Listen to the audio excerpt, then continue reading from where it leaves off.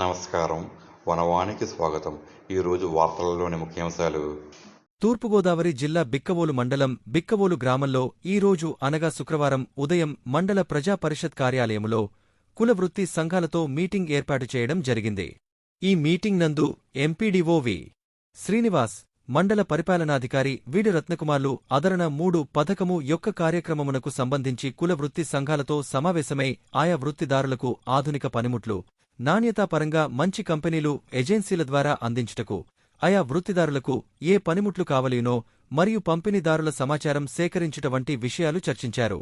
ఈ సమావేశంలో ఎంపీడీఓ వి. శ్రీనివాస్, మండల పరిపాలనాధికారి వీడి రత్నకుమార్, సీనియర్ సహాయకులు కె. మంగరాజు, పప్పు శ్రీనివాసు మరియు మండల సిబ్బంది పాల్గొన్నారు.